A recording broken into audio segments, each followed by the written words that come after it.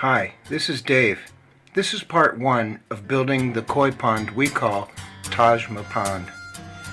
In the last video I explained that we were moving from one property to another and the new property didn't have a fish pond, so we had to set up a temporary tank to keep our fish while we were building the pond for them. This video starts with the digging. The digging of the koi pond was going to be a big job. I put a couple of calls out there to see if anyone knew of a backhoe contractor. I wasn't getting much response, so I started digging. We even had a digging party, sort of like a painting party, except we were digging, not painting. We supplied food and beverages and music, and it was a fair turnout. Some shoveled, some ran wheelbarrows, some used our tractor cart. Others fed us, ran for beverages, and took care of the kids. Everything was going fine until we were about 30 inches down. We were hitting a lot of rock. What to do? Luckily, a friend called recommending Jer's mini dig. I gave Jer a call and he came by, took a look, and scheduled a day to come do the digging with his excavator. Jer is a great guy. We hit it off immediately when he came to look at the job. He has a positive attitude, always happy, a likable personality.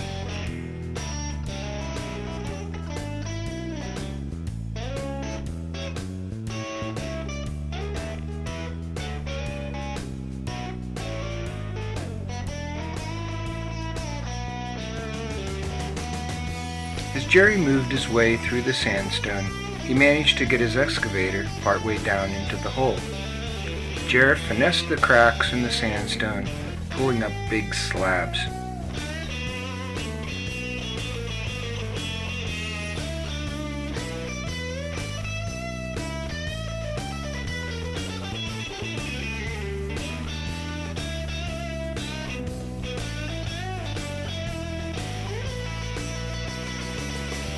He set the large slabs into a pile.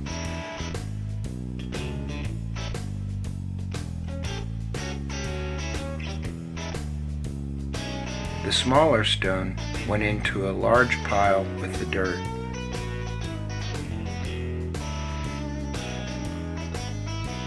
This slab had a future. After Jer was done, I levered it onto a piece of plywood that I turned into a skid sled and set it aside for a future project, pulling it with my garden tractor.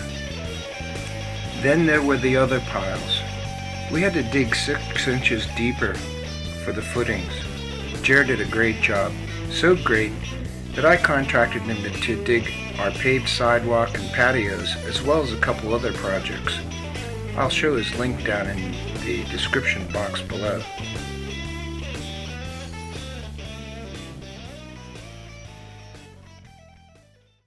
Now it was my turn to remove stone for the pond bottom drain and pipe. There was this one section right in the way of the vertical piping. I worked at this with a pickmatic, crowbar sledge, and stone chisel. Finally, I was ready to level and lay out the block footing. This is where we veered from the original design. Some of that stone was not going to move. I went around it.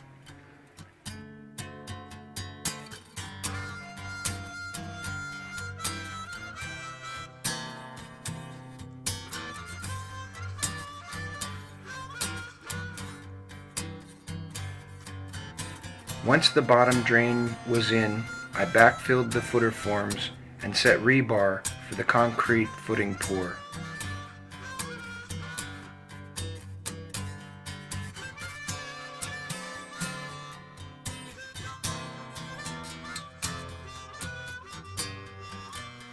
I had all my supplies delivered, ready on pallets, including the block for the pond walls.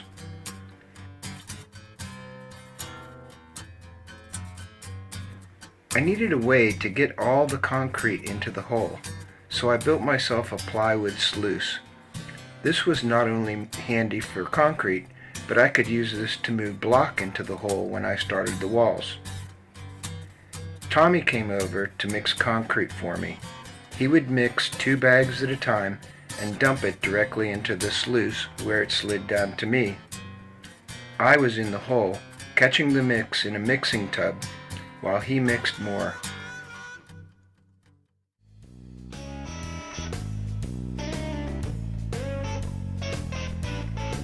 While he was mixing more, I would fill the footing.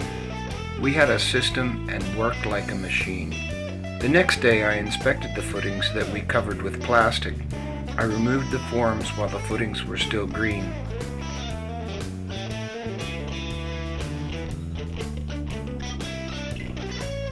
During all this time, we were going through the piles of stone and dirt. We stacked the stone by size, saving large flat stones for capping. Patty helped. She focused on the stones that she could carry. She built most of that wall.